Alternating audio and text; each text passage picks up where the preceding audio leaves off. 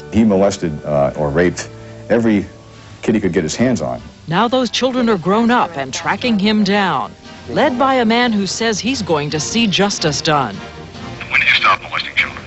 When do you stop? Tonight, we take you there as the children of St. Mary's School 30 years later take on that priest and the church that did nothing to stop him. Mr. Porter, may I speak with you? Get the cops. Mr. Porter. It's been called the rip-off of the century. Today, you can still purchase federal land for the 1872 price of $2.50 an acre. Tonight, a primetime investigation. How taxpayers are being taken by people who know how to buy valuable land at turn-of-the-century prices. And how Congress is dragging its feet on putting a stop to it. If you think you had a bad day at the office, how about the advertising executive who invested $20 million in this guy? Or about $3 million in him? Or who knows how much for a meat spokesperson who turns out to be a vegetarian? Tonight, who pays when you get burned in the high-risk world of celebrity advertising? From ABC News, with anchors Diane Sawyer in New York, Sam Donaldson in Washington, Chief Correspondent Chris Wallace, Judd Rose, Jay Shabler, Sylvia Chase, and John Quinones. This is Prime Time. It's not easy to pull yourself away, pull yourself away, pull yourself away from a bowl of Kellogg's Raisin Bran. Flight 421, you're cleared for takeoff. Do you read? Those 2 scoops of raisins taste so good, you'll find that once you start, you can't leave it behind. It's those 2 scoops that taste too good to pull yourself away. 2 scoops that taste too good, too good, too good. In Kellogg's Raisin Bran, 2 scoops. Sears 4th of July paint sale means huge savings on lots of brands. Like Weather Beater Exterior Flat, only $12.99. Easy Living Interior Satin, just $13.99. But hurry, sale ends Saturday at Sears. Hey, is Tegrin shampoo on sale? Nope, that's their new lower price. But it's still just as tough on dandruff, right? Sure, Tegrin doesn't do less, just costs less. Sounds right to me. Tegrin, the right dandruff shampoo at the right price. Prime Time. Now from New York, Diane Sawyer. Good evening. Tonight we have the kind of story you really don't want to believe. And then you hear that it happened to your friends, neighbors, people just like you. In recent years, psychologists have recognized the phenomenon of suppressed memory, suppressed sometimes by children because of a trauma simply too awful to remember. In the story you're about to see, the reawakened memory of one man forced a community, a church, and now a nation to face what happened back in the days when everyone wanted to look away. Countless people came forward with their home movies to help us tell this story, saying it may be too late to intervene in the past, but it's not too late to keep this from happening again.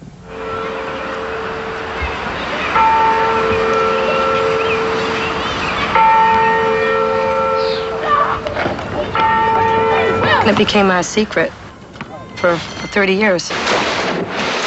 We were all ashamed. We were all ashamed. I see an innocent child living with a secret that was about to destroy his life. It was the whole town's terrible secret. That town with a secret is North Attleboro, Massachusetts, population 25,000. It's still a 1950s kind of place. Where you can leave your doors unlocked, chat over the backyard fence, and center family life around the Catholic Church. No wonder Frank Louis Fitzpatrick never really wanted to leave. He became an investigator for an insurance company and created a family life like the one he knew growing up. I have a family, yep. My wife and I and 2 kids, and a cat and fish. Happy? And, no, I wasn't happy, but I should have been, and that's what started to make me remember, was that I realized that something was wrong. As Fitzpatrick tells it, a dark shadow kept flickering over his picture-perfect life. Somebody I loved is doing something horrible to me was the first thing that came back to me, the pain in my brain said that. A pain that under therapy kept drawing Fitzpatrick back 30 years to the innocent days of St. Mary's Grammar School. Back toward a young priest of great vitality and charm who became a kind of magnet for the children. You know, I wanted to become a priest because I thought he was such a wonderful person. He was Father James Porter, overseer of the altar boys, like Frank. He organized games for the children, and Fitzpatrick remembered even took them on trips. He was supposed to be taking us to a game of some kind at Boston Garden. I remember being brought to this house. I looked out the window and I said, "Oh, where's Boston Garden?" And it wasn't in sight. I remember feeling strange. At last, Frank Fitzpatrick had a memory that would unlock all the darkness in his life of a day when a beloved priest would offer an unsuspecting little boy a strange-tasting piece of mincemeat pie. Father Porter told me I should eat it too. You know, I was going to hurt his feelings if I didn't eat it, so I ate some more. And then the next thing I knew, I woke up and Father Porter was laying on top of me, sodomizing me. How old were you when it happened? 12. It never occurred to you to tell anybody? At that time, a priest was something that was so high above normal mortal human beings that it was not conceivable that we'd ever tell on a priest, because it was like, you know, how can you tell on God, you know? You're 39 years old. These realizations come back to you. Was there a moment when you knew what you were going to do? Yeah, right away. When I first started getting those feelings, I knew I had to do something to find out. Well, I'm a curious guy. I wanted to find out what happened to Porter. So Frank Fitzpatrick, private investigator, set out on the trail of Father James Porter. First, he went to the diocese just to find out Porter's middle name. But the head of the diocese, Monsignor Oliveira, refused. Monsignor Oliveira told me maybe it's best to leave it in the hands of the Lord, which had been done 30 years ago, and instead of the Lord's hands, it ended up in Father Porter's hands, and his hands were filthy. So Fitzpatrick spent hours of his own time culling through documents, searching through old newspapers for any clue to Porter's whereabouts. He also placed a simple ad in the local paper, asking only, "Remember Father Porter?" Within days, a letter arrived. "Dear Frank," it said, what have you got? I, for one, am very familiar with Father Porter and his antics, or should I say insanity. I, for one, have lost my faith and dignity because of this man. Patty Shabbat Wilson, today a single mother who works with emotionally disturbed children, was the first to contact Fitzpatrick and tell him about a 10-year-old little girl at St. Mary's who was stalked repeatedly by Father Porter. He locked the door at the rectory and would get me in there and have you sit on his lap, take your pants down. He'd have his tongue down your throat, his hands up your genitals. And I felt that there must be something wrong with me. You know, like I must be deformed to make someone want to come after me so much like this. Did you tell anyone else? I told my best friend, Judy. I said, Father Porter just did this to me. And she looked at me and she was stunned. She said, he did that to me, too. I remember him pressing himself up against me. His hands went up my legs. Sweating and shaking. Gasping and shaking. He shook. One by one, the former children of St. Mary's decided to come forward. He threw me on the floor and raped me. Once or twice a week. Kept telling me that God was watching. It was as if a violent tremor shot through the community, dislodging old memories. And the memories made it clear that here at the little school called St. Mary's, there was no place a child could be safe from Father Porter. Not the playground, not the rectory, not the sacristy, not the altar.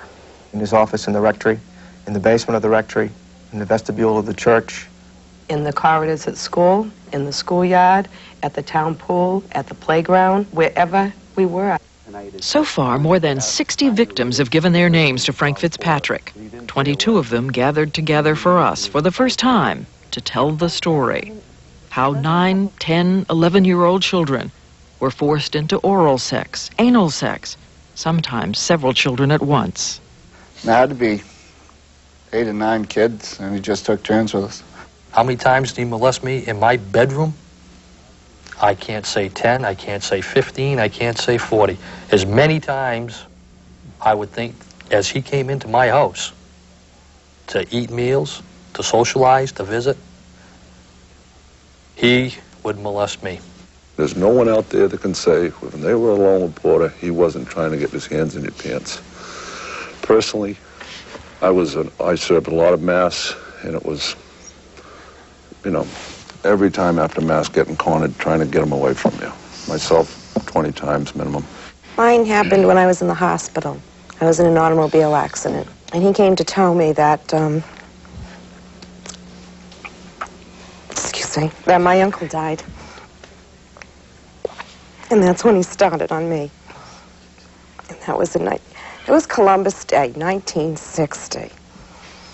I'll never forget it. They are businessmen now, teachers, adults, but they say it was hard to come forward. And they tell us there are still countless more.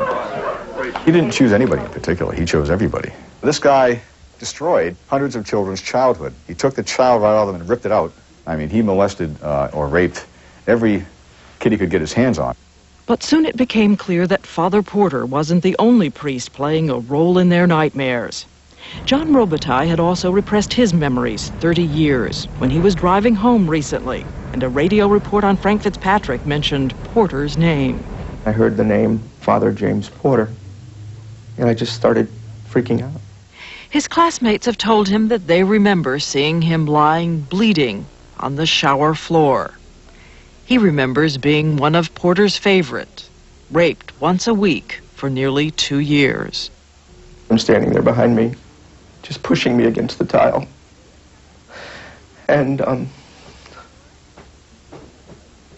wanting to get out of there and him not letting me. And John Robitaille says there was someone else at the church, another priest, who looked in and saw him. He saw me on the floor with Father Porter in the basement of the rectory. And rather than helping me, he turned his back and left. It was like the whole church turned their back on me and did nothing to help me. It was Father Annunziata? Yes, it was. And I had to serve Mass for that man afterwards, too. And I could never look him in the eye again. Father Armando Annunziato, the other young priest at the parish. He was one of the first people Frank Fitzpatrick sought out in his search for Father Porter. But Annunziato told Fitzpatrick he was ignorant of it all, both Porter's whereabouts now, and that he had only vague suspicions about Porter all those years ago. The people in this room say Annunziato was lying. How many of you know firsthand that Father Annunziato knew, that he saw? Diane, he walked in while I was being raped by Father Porter on a wrestling mat. There was, for a moment, a little bit of hope that this might stop, and the door very slowly shut. There's no way in the world that the priest in that office, in that rectory, didn't know what was going on. Peter Calderon says Annunziato also interrupted him with Father Porter.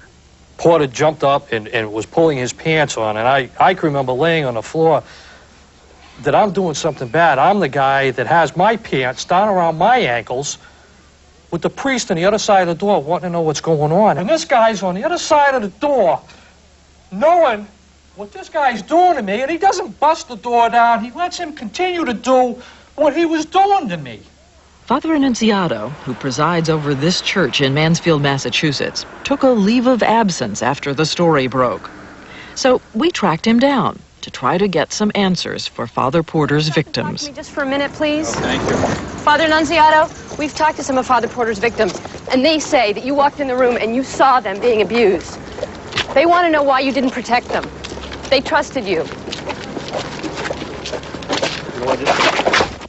While Father Annunziato remains silent as he did 30 years ago, the victims tell of lives wrecked by addiction and depression. I have very little memory of my childhood prior to the spring of 1963 because I shut down.